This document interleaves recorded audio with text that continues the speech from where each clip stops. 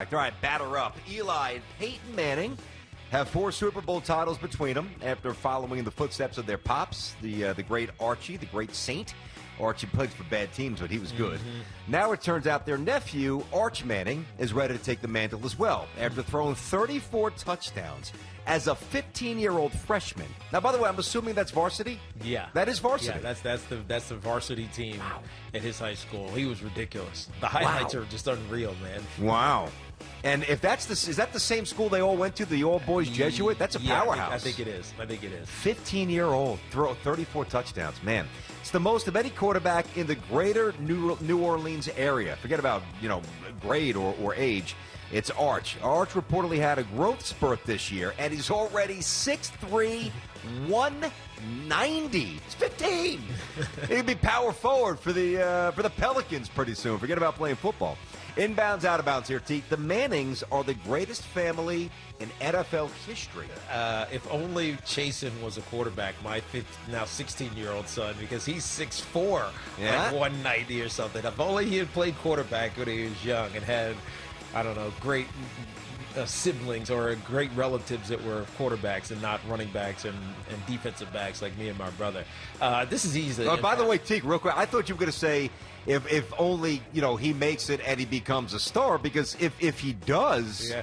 I mean, I'm not saying you guys are the number one family, but you slide up and up. You're on the list. It's true. We knock up. If AJ and Jason, you're already on the list, man. That's true. I'm going to say inbounds to this, man. They just have had so much success, and also because of the pressure of the position they play. I mean, we're not talking about got a defensive end or a tackle that maybe shows up here every now and then. You only look at them when they do something bad. This is the quarterback. All of them have been quarterbacks and have been damn good quarterbacks over their tenures, however long they played. And Arch who is Cooper's son, by the way, the third Manning brother, who got hurt, or otherwise he would have been good too. Probably. Without a doubt. Yeah, no doubt. Inbounds. Me too, Teke. The only thing that I considered was, the families, because the way it's framed and phrased, it's a little room for interpretation, which is a good way to do it. Are we talking like the Rooney family? It's true. I mean, are we talking families that I interpreted as players. So did I. Yeah. I did too. But you could say the Maras or the Rooneys. You're right. Absolutely. No doubt about it. Yeah. I mean, listen, you and Rondé, amazing what you guys have done for the Barber name, and who knows what one of or both of your sons will do in the future with the sport. Eddie McCaffrey was good. Imagine if he was kind of like Christian as a receiver, like that production. They'd get a lot of love as well. True.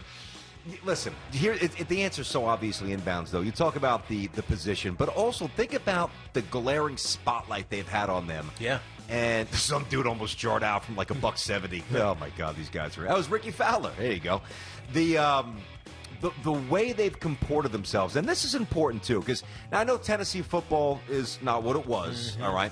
But when Peyton was there, I mean, it was as bright a light as any program in the country. No, they were great. And he left, and they won the national championship, right? I know, with T. Martin. Never stumbled, although there was that one incident in the training room, I don't know, whatever he did, which obviously is moronic and infantile if it actually happened, and unacceptable. But that's it. I mean, Eli was, living in Hoboken all those years, never got popped for a DWI or a bar fight or something stupid. Well, that's why you live in Hoboken, so you don't have to drive. That's true. More bars per square mile than any city in America. Hoboken, actually. Great people, great ambassadors for the game, great players, and great champions. So I'm with you. Inbounds. Paul Gasol missed the entire season for the Blazers, and he's played just 33 games since 2018. He's been banged up a lot. But the 6-time All-Star reportedly wants to make a comeback in an interview with the AP. Who does interviews with the AP anymore? In an interview with the AP, I mean, what was it like? Hey, pal, this is, Joe Smith from the AP. Can you give us a scoop? Sure. That's weird, the AP. So Paul Gasol said, my intention is to play another season if the foot's okay. And a final season with the Lakers is attractive, end quote. If healthy, the 38-year-old Paul Gasol could still help LeBron and the Lakers next year. I'm going to say out of bounds of that one. I like Paul Gasol, but I just don't see him at 38 years old. They're already old enough as it is. They need some young, fresh or younger, fresh. I'm not going to say young, like, you need rookie or first year, second year guys, but like younger talent to be able to take some of that load that LeBron is not going to be able to carry next season like he did this season. So I'm going to say out of bounds. I love Powell, but yeah. I'm going to disagree here. I'm going to say inbounds. Yeah, I am. I'm going to say inbounds with limited expectations. Again, it doesn't say he's going to be a star. It's just merely worded, can he help LeBron? Okay. Think about LeBron's game. We all know what it is. But also think about the aptitude that Paul Gasol has been blessed with as both a passer, like his brother Mark. He's just very adept at the finer points of the game, and a lack of explosion, and he's never been explosive, but an erosion of athleticism based on injury and just general age attrition is not going to deprive him and rob him of a skill set of things that you can't teach. He's got that. I can see him working the pick and roll, great with Anthony, with whomever, especially if they get Bradley Beal.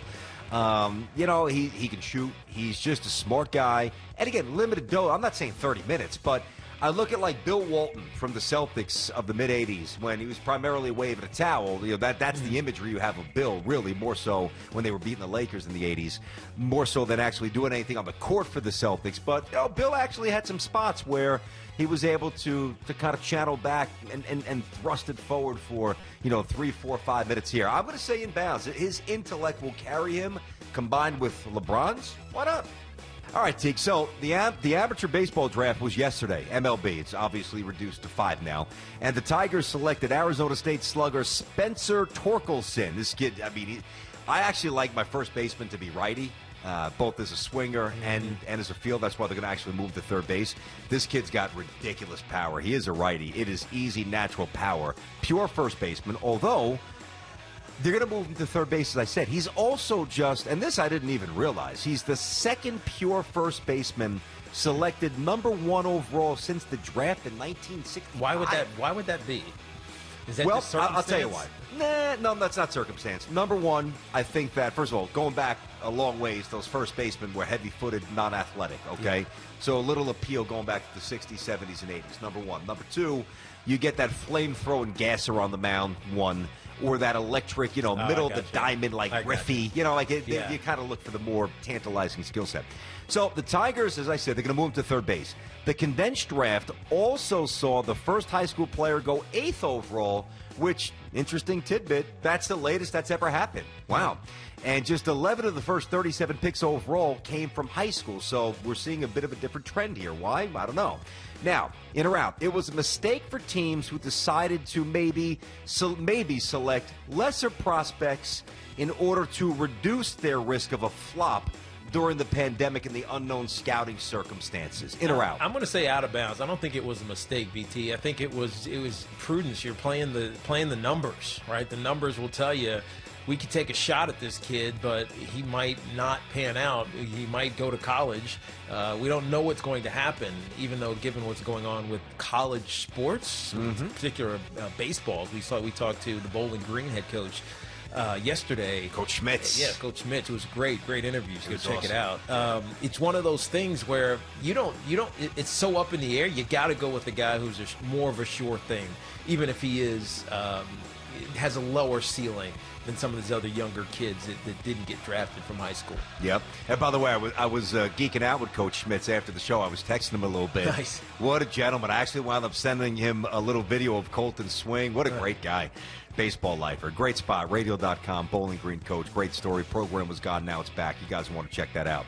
Out of bounds. Let me just read you a little something here, Tiki. All right? So, obviously too early to judge from the 2010s or up until now because players develop at different rates in baseball. But from 1981 through 2010, what percentage of players who were drafted and signed in the first round do you think made the major leagues? Made the majors. Just first round. So I'm going to say 45%. 17.6%. Get out of here. 17.6%. That just solidifies my stance there. And I'm with you, man. Now listen. Numbers, man. Yeah, those are crazy numbers. Those numbers basically tell you to go do another sport. I mean, really. 17.6 of first round picks percentage of first rounders. From 81 through 2010. It's a lot of baseball players. Less than 18% made the show. That's incredible. Yeah. But that's also the unpredictable trajectory of high school players. It's not just growth spurts and mechanics, but also transitioning to wooden bats. And I know that they use wood during the summer, and I understand that there's showcase events and very high-level showcase events, international competition where you get a real sense of what's what for first-round picks. But the other kids, some kids, baseball, you do develop later. And by the way, this could just be one of those years where there's a dearth of great high school prospects. Yeah. I think that's a little naive to think that. I think it's more an inability to scout them conventionally based on all these high school seasons being, wiped out. At least in college, you played down south, you played 20, 30 games-ish. Well, now you play about 20-ish. And even in the Northeast, like I know Marist, they got 8, 10 games under their belt. They went down south. Whereas my high school team at Manhattan didn't play a single inning. So you couldn't scout high school kids. Out of bounds. Good question, too. I like that one.